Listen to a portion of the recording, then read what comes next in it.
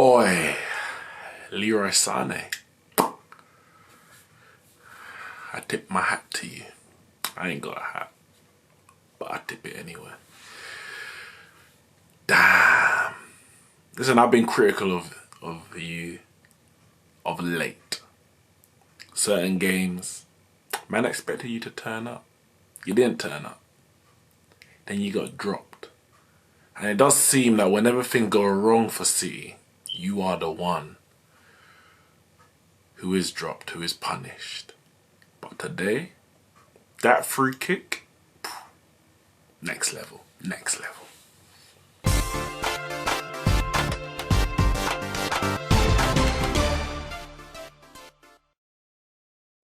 Listen, Champions League, it's back, proper. Listen, every team has played so far in the last 16. So we're getting a taste, we're getting to see who's really about this, who really wants to win the Champions League this year. And as it stands, obviously Spurs 3-0 up against Dortmund, PSG 2-0 away at Manchester United, and Man City 3-2 winners away at Schalke. It could have gone all so different until Sane stepped off that bench. Man City started the game very positive. Aguero got his customary goal, first goal scorer as usual. Listen, a lot has been spoken about Sergio Aguero. Is he the best striker in the Premier League history? We've done it on our podcast. Is he the best foreign striker in Premier League history? Generally, I think it's accepted. He's in the top 3 between him, Shearer and Henry. Where you put him in that top 3, much debate to be had. I think Shearer did a piece today, and he put him at the top of the foreigners who have played in the Premier League. So above Henry, above Drogba, and any other foreign striker you can think of. But today, he got the important goal again.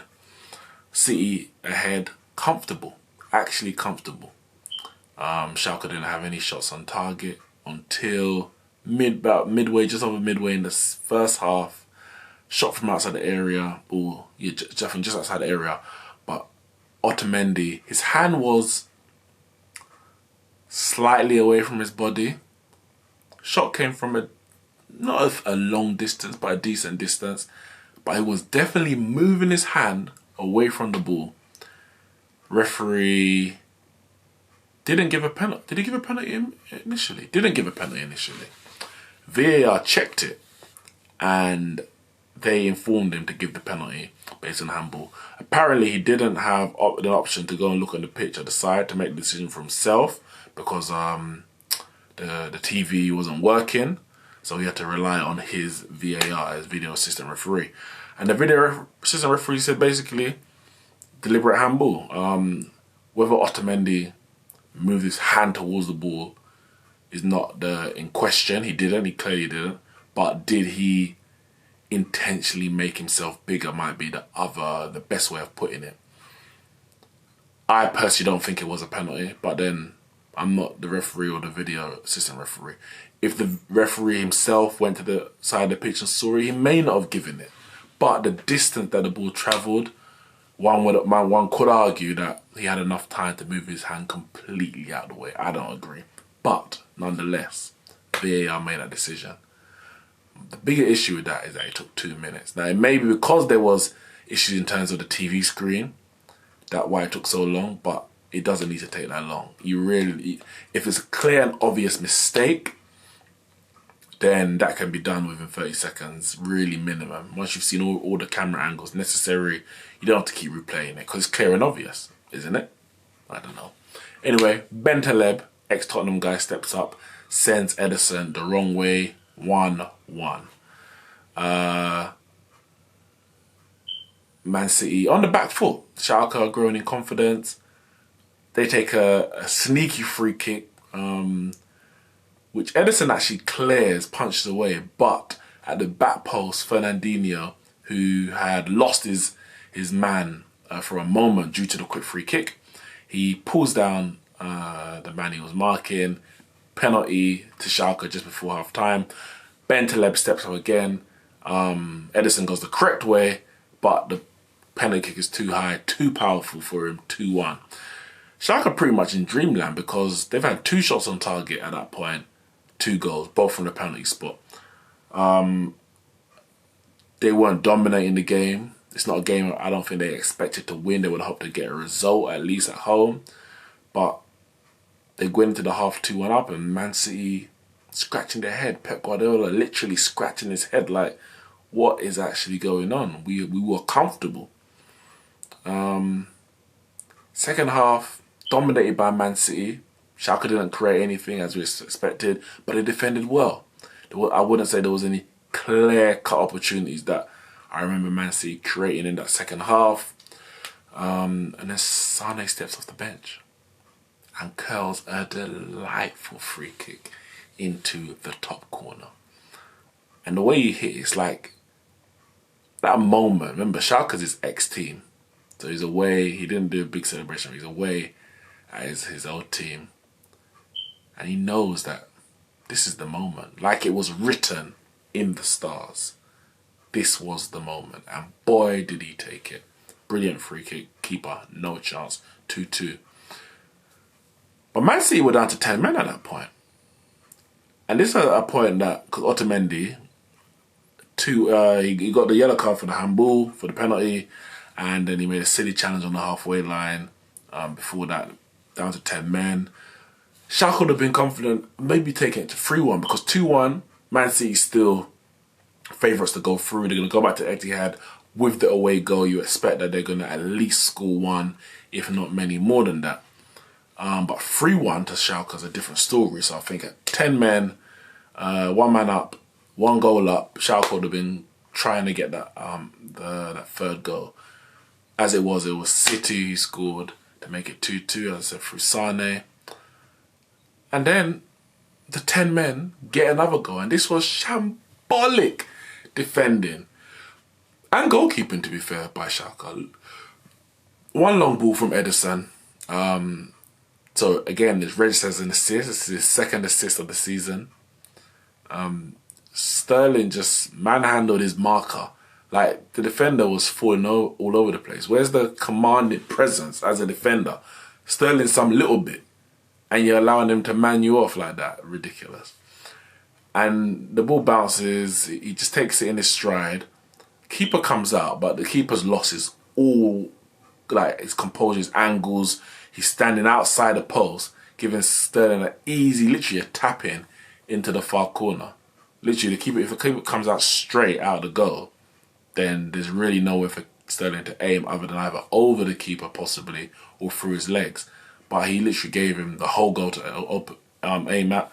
90th minute, Sterling wins it again. This man comes up clutch time and time again for Manchester City. A brilliant player. Right place, right time. And City take a 3-2 lead back to Etihad. You have to say they got a foot and a half in the next round because 3 away goals, going back home, like, Schalke's not doing anything. They're through. So that's 3 teams in a comfortable position. Dortmund, Spurs beating Dortmund 3-0 at home. PSG beating Man City 2-0. Man United, 2-0 away. And Man City beating Schalke 3-2 away. The other game now. And this, other than Man United and Man City, this is the tie of the round.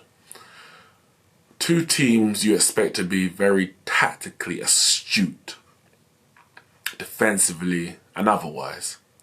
Atletico Madrid against Juventus. And it was a very tactical game. First half, nothing to choose between the teams at all. Griezmann, Lamar, Costa, anything they tried to create, Juve repelled it. Chiellini, of course, being the chief in that back line for Juve. Ronaldo, Mandzukic, Dybala, anytime they got forward, Sergeant Godin was there, repelling everything. But in the second half, Juve fell apart.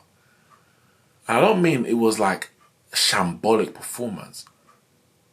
But Madrid just took over. And Madrid are a good team, don't get me wrong, but Juve were my favourites.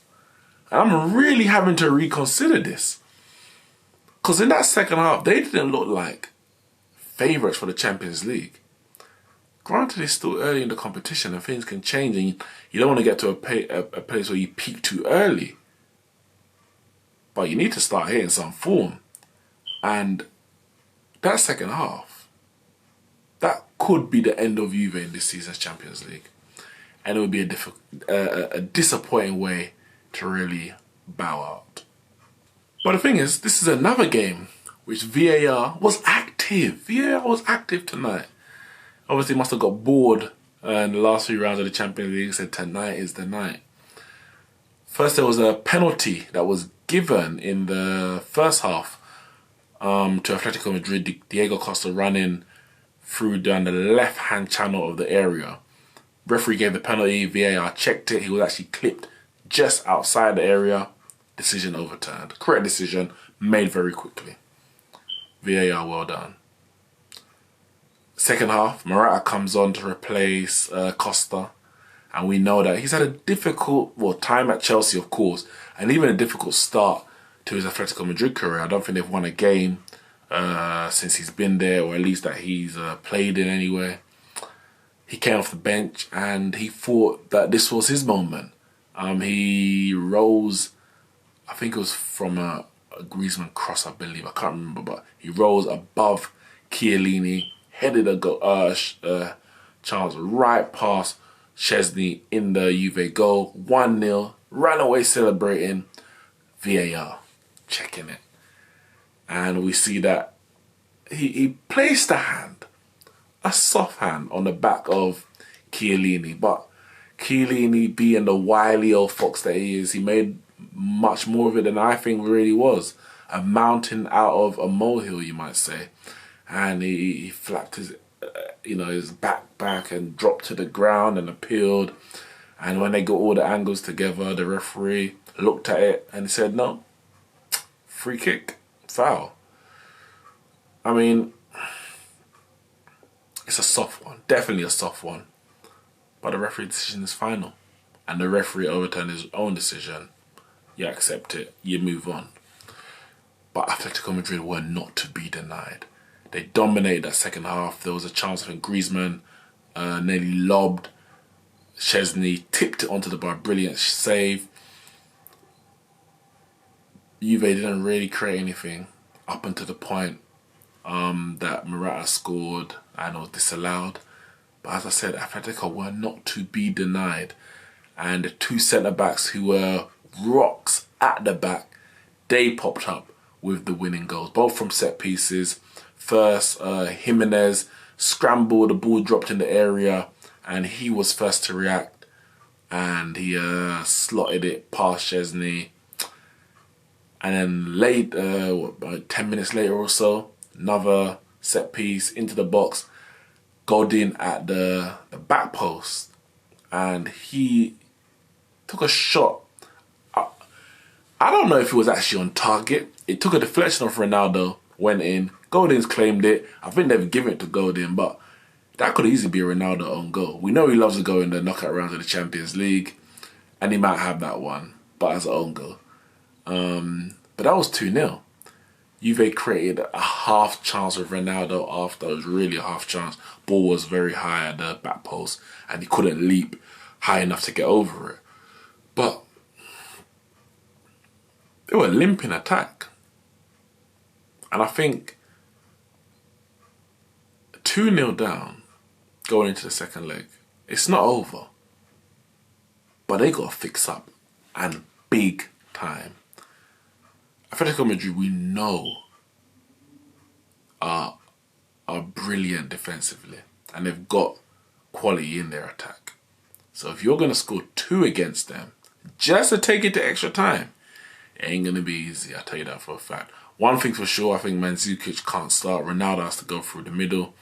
Dybala and Douglas Costa, for me, would have to start if they are fit. I'm not sure what his position is, the reason why he wasn't starting today.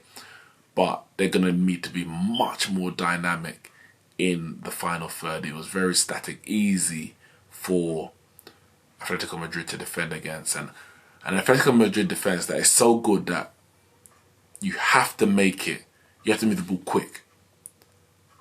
Crosses into the box is what they love. It's food and drink. Bread and butter for the likes of Godin and Jimenez.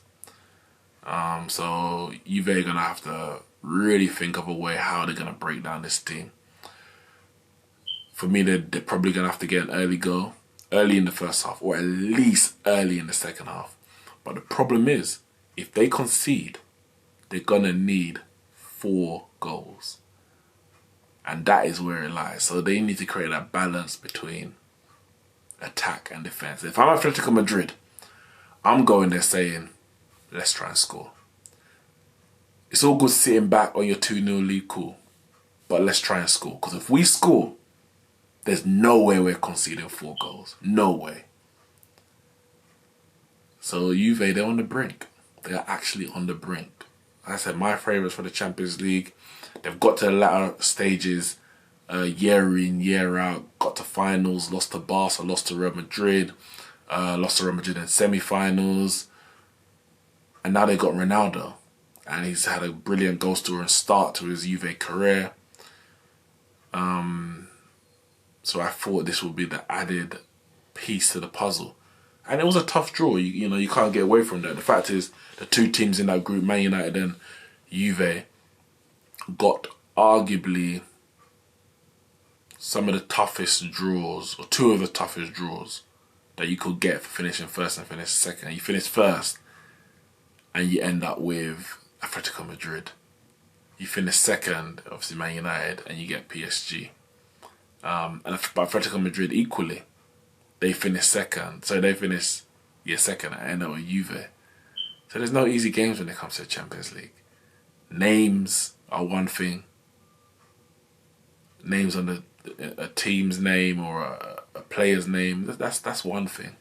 But games aren't played on paper, as they say, it's played on the pitch. On the pitch tonight, Atletico Madrid, comfortably the better team. Deserved winners. And really and truly, it's their time to lose.